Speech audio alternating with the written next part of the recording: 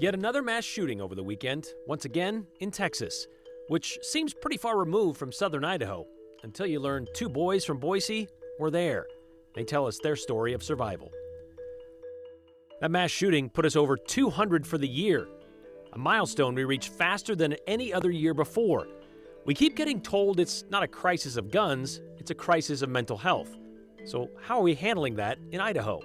Not as well as you might think. There's more of Idaho to explore today. Another edition of Exploring Idaho has us whittling and fiddling our way back to 1995.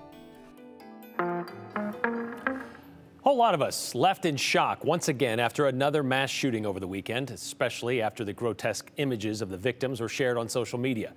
A gunman, with what we're learning had white supremacy and neo-Nazi beliefs, opened fire at an outlet mall in Allen, Texas, killing 8 and shooting at least 7 others. As shocking as those videos and pictures making the rounds were, well, they weren't nearly as frightening as what was felt by those who were in the middle of it. Joe Paris was able to get in touch with 2 brothers from Boise who now call Allen, Texas home. And on Saturday, they were at work at the mall. Yeah, and these are just 2 teenage boys that we're going to hear from in a minute, Max and Jerry Gum, and they grew up here in Boise. They tell me today, of course, they're still huge Boise State boys. They moved to Texas, though, 2 years ago, now calling Allen home. But the brothers, they work at Wetzel's Pretzels in the mall in Allen, and the boys are humble, but I'll tell you, they work to save people as chaos went down around the mall area. Max and Jerry shared with me a short time ago their close encounter with the situation and the surreal feeling looking back to Saturday. I guess the scariest thing would probably be your imagination while everything's going on, like what you're thinking about. Like, I'm seriously sitting there in the back, like, there are 2 cops defending all 300 people, and there's like 10 to 12 doors to get in. I'm like, 2 cops, 12 doors. Yeah. And were you guys kind of working in the same area of the store, or were you guys able to kind of talk with each other? I'm going to go this way, I'm going to go that way, or how did that play out? We were kind of split up for the first. Yeah, we got split up almost immediately. The family ran back and was talking about they were hearing shooting, and they started running back there, and Max started showing them the exit through the back into that hallway, and I went into the front and had my coworker Marcus lock the door. So you guys were working really hard to, create a safe space and make sure that you guys were keeping people safe from whatever was going on? Yeah. Yeah, that was our main priority, because we felt like that we had to be leaders, as we were the people who are running the store, right? Like, we know it better than everybody else. That means that we are in charge of making sure everybody's in as safe a place as possible. At what point do you realize this is a very dangerous situation we're in? I think it was when we were in the hallway the first time, and we kept hearing like banging on the store doors into the hallway. And at some point, there was like a main entrance into that hallway that apparently someone like came in that way, and everyone got super scared and started screaming. It was seriously like the best way to explain it is like a zombie apocalypse. Like, everyone was climbing all over each other, jumping all over each other to get through. That was when I knew, like, this is deadly serious. Like, from what I understand, the Wetzel's Pretzels was very close to, where all this tragedy happened. Is that pretty close to where it all was? If the off-duty cop wasn't there, I don't think we would be sitting here right now. Because I don't know if you've seen any photos, but he had a lot of ammo on him. And also, where the shooter was taken down was about 10 feet away from the front doors of our store. It was. So he was seriously 10 feet away from where me and my employees and my customers were. Yeah. So I imagine you guys are locked down for several hours. Kind of talk me through what the latter half of that looked like for you guys. So a lot of it was just people trying to calm down. Whenever people drop something, people would jump and scream, or like it was really scary, because I'd see like grown men and their families, like everyone's bawling. It was really weird. It felt like we had a very large lack of leadership. Today, it's really just like people are telling me like I read your thing on the Associated Press, I saw your quote, I saw your video on Fox News, like all this, all that. It's like it feels kind of crazy because in my head it's like I feel like that it's like a dream, like it doesn't feel real. Like everything about me is telling me, yeah, that didn't actually happen. And in that video that we were showing you from inside the Wetzel's Pretzels, that is security video from, what their store in Allen, Texas. And Brian, I just wanted to add another Boise note. Of course, we follow the Idaho Steelheads very closely here on the 208. The Idaho Steelheads were in Allen, Texas to play the Allen Americans on Saturday night for the second round of the ECHL playoffs. Their hotel is actually on the other end of the parking lot of where this outlet mall is. So the Idaho Steelheads actually had people leaving the hotel on their way to the rink when all this was going on. You can imagine the players seeing all the response from the first responders, the ambulance, the police, the fire. Of course, all of the Idaho Steelheads, they made it safe, as well as Max and Jerry, as we heard from here this evening. But it's a terrible tragedy, and just talking to them, it's unbelievable to just listen what they went through. Obviously, they're affected by this, but just listening to them and seeing them speak, they seem, I don't want to say cavalier about it, but it doesn't seem like they processed it all the way yet. And I don't know how you could. I mean, teenagers, they went through something terrible. And our best wishes to them and all the survivors of the shooting in Allen. All right. Thank you very much, Joe. Believe it or not, there have been 5 other mass shootings since Saturday's shooting in Allen, Texas, according to Gun Violence Archives. That brings us to a grand total of 202 mass shootings so far in 2023, and the second in Texas within a week of each other. They define mass shootings as 4 victims shot. They could be injured, they could be killed, but that doesn't include the shooter. We've gotten to that total, 200, a lot faster than last year or 2021, where we didn't hit the 200 mark until mid-May. In 2020 and 2019, it took us to mid to late June to get there. Last year, there were 647 mass shootings in America, contributing to the 20,200 gun deaths in the U.S. and nearly 40,000 injuries. Last year, remember the mass shooting that captivated the country? It was nearly a year ago, May 24th, 2022, when a gunman walked into Robb Elementary School in Uvalde, Texas, and killed 19 children and 2 teachers with an AR-15 style weapon. The same weapon used this weekend in Allen, Texas. Remember, after that slaughter, when police waited more than an hour to stop the shooter for fear of his gun? When Texas Governor Greg Abbott, the next day, said this. What I do know is this, and that is we as a state, we as a society, need to do a better job with mental health. Anybody who shoots somebody else has a mental health challenge, period. We as a government need to find a way to target that mental health challenge and do something about it. Governor Abbott said that 1 month after cutting $211 million from the department, which oversees mental health programs in Texas, by the way. Now, how many times have you heard that? After a mass shooting in America, GOP leaders, when asked about reasonable gun control laws, say it's not the guns, it's mental health issues in this country. Even after that school shooting last year, that mantra was repeated by Idaho's elected leaders. From then Republican candidate, now state superintendent Debbie Critchfield, we must have a strategic plan to address the mental health crisis in Idaho and in our nation. To Congressman Mike Simpson, 2 days after the shooting, elected leaders must set an example by coming together to find meaningful solutions that address the clear mental health crisis in this country. Then there was this from Senator Mike Crapo last summer, a couple months after that, in a weekly column on his website saying Idahoans deserve to live without fearing for their life, whether it's at the supermarket, at school, or at home. He said effective and implementable solutions must address the factors behind these heinous acts of gun violence. First, strengthening the shortcomings in our mental health system, he said. He wrote. Well, he wrote that article, by the way, to explain why he voted against a bipartisan Safer Communities Act, because he said it contained funding for states to implement red flag laws, which would allow to temporarily take away the guns of anyone who has shown signs they are a threat to themselves or to others. Because, as Governor Abbott said, anybody who shoots somebody else has a mental health challenge, period. Remember? But according to Senator Crapo, yes, we need to address mental health issues, but take away the guns from people showing signs of a mental health crisis? Nah. That got us thinking about what they all said about Idahoans not living in fear and addressing our state's mental health crisis. After all, it is Mental Health Awareness Month. Just this past legislative session, there were several appropriations bills that were passed and signed into law. At least a dozen of those budget bills had to do with Idaho's Department of Health and Welfare, whose job it is to address and handle Idahoans facing a mental health crisis or just to maintain not getting into one. These bills addressed everything from funding a rural nursing loan repayment program to reducing the Medicaid allotment. But one bill in particular addressed mental health specifically.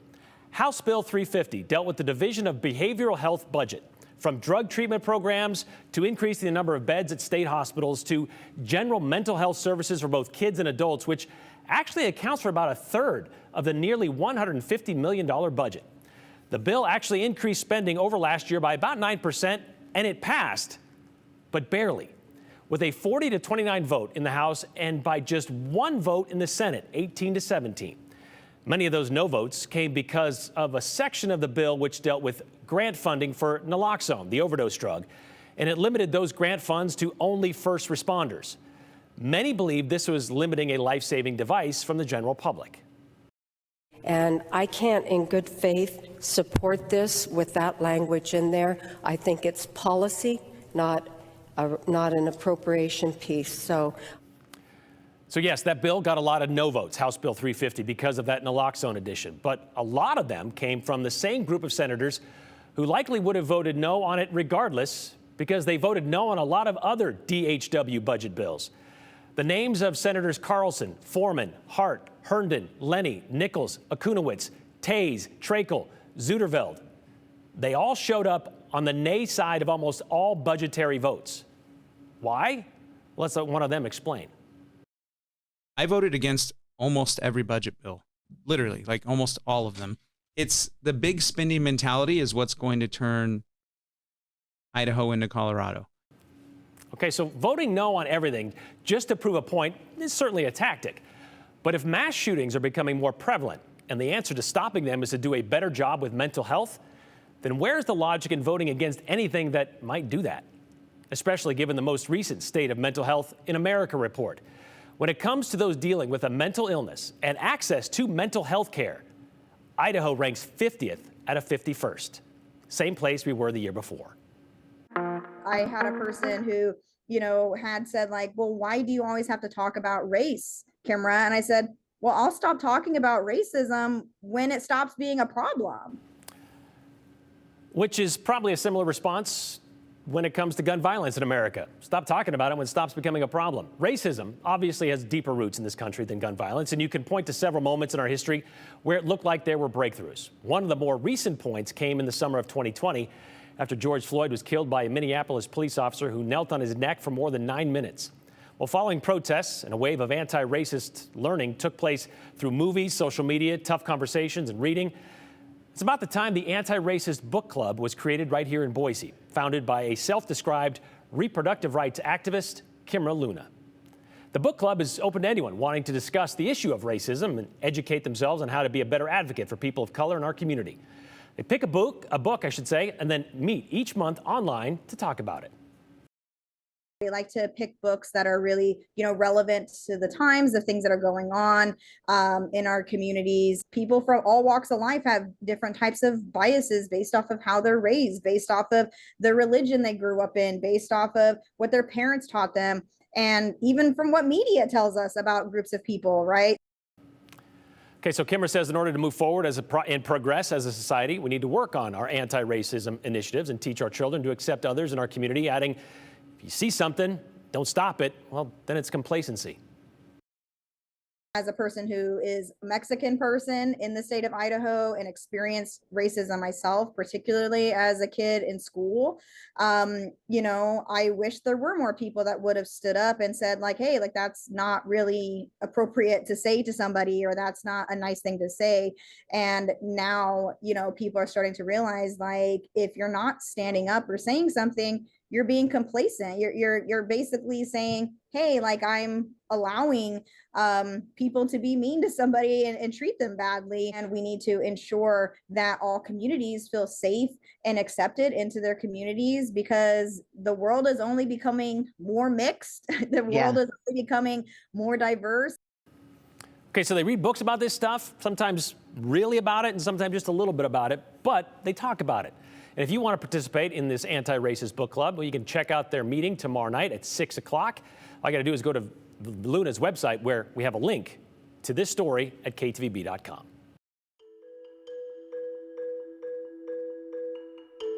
Mention music of the 1990s and your mind might wander to grunge or maybe boy bands. How about something with a little old-time fiddle? The art of making music and the instrument in today's Exploring Idaho. All right, it's time for your questions, your comments, and even your complaints. Let us know what you think by texting us to the number on your screen, 208-321-5614. Don't forget your name and the hashtag the 208, and we could show yours at the end of the show.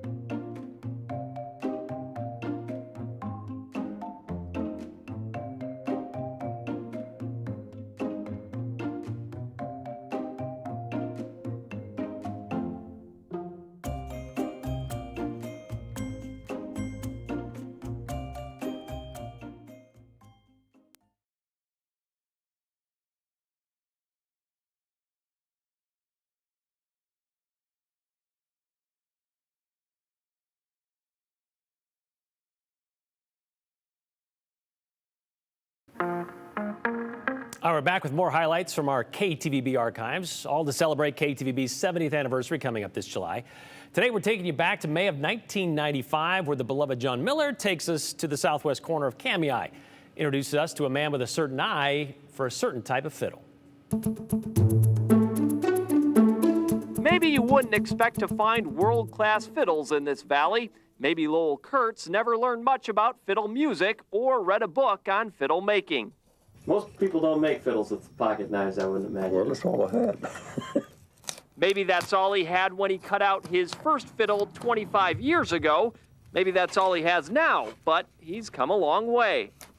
How did these compare with fiddle made by Stradivarius? They're better. Who says so? Well, I said so. And around here, you don't get many arguments.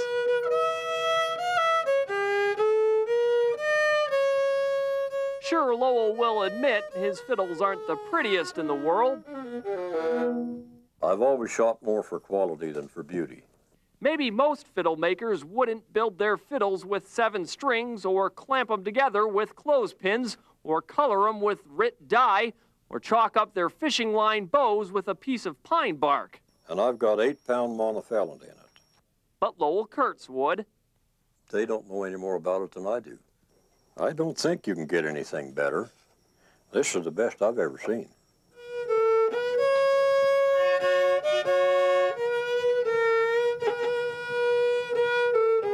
I find that you can make them out of pretty near anything. Now I've made them out of cedar, birch, maple, black walnut. I just go out here in the brush and find what I want.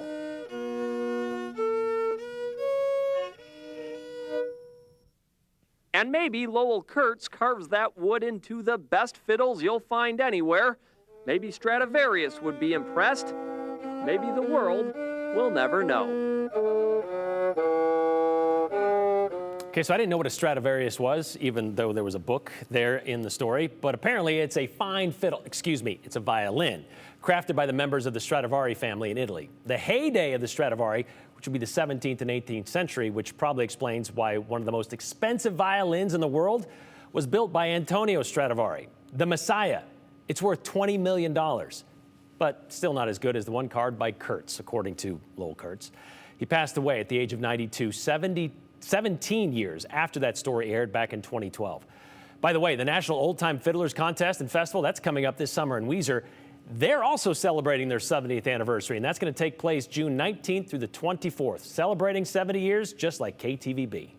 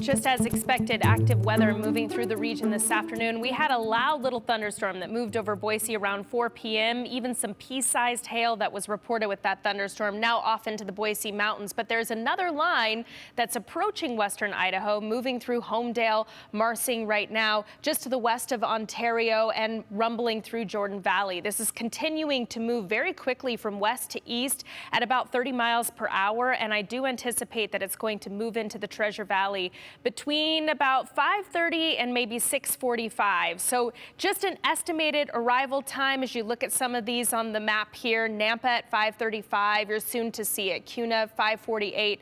Boise 6:09. Just time to prepare for this storm line to move through your region with all abundant lightning and also some small hail possible, as well as heavy rain. As we always say this time of year, when thunder roars, go indoors. So that may be the case why practices were canceled or postponed, or games were postponed earlier today, planning for these thunderstorms rolling through. Now, the active weather will dissipate past about 8 p.m. tonight, change over to just some rain showers into the overnight hours until early tomorrow morning. But then the bulk of Tuesday should be dry for us, and that kicks off our drying and eventual warming trend. Very close to average into Wednesday, and it continues to get even warmer from there. Summer-like warmth back in the forecast for us for the weekend and continuing into next week. You can also track the weather with the palm of your hand by downloading our KTVB app.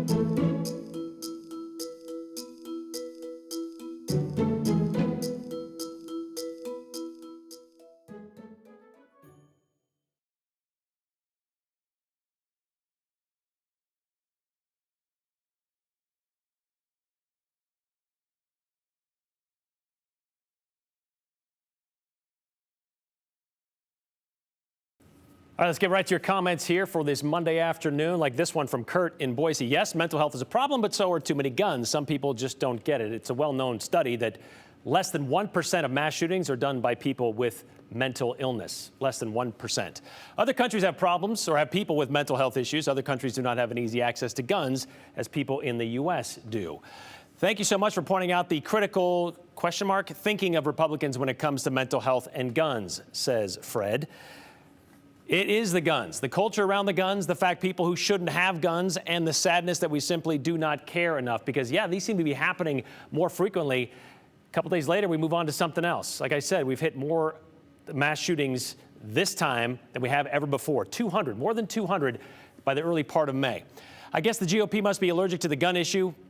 Deep pockets by the NRA. They seem totally fine enforcing laws for everything and everyone else. Sorry, ladies, that says Blue from Blue and Star. Yeah, it seems to be maybe there's a problem with, I don't know, transgender care. Well, you can easily put a ban on that, right? Storm was so crazy. I wish I could make fiddles like that guy. It's a cool job. Have a great evening. Sonny got it all today. Thanks, Sonny. We'll see you tomorrow.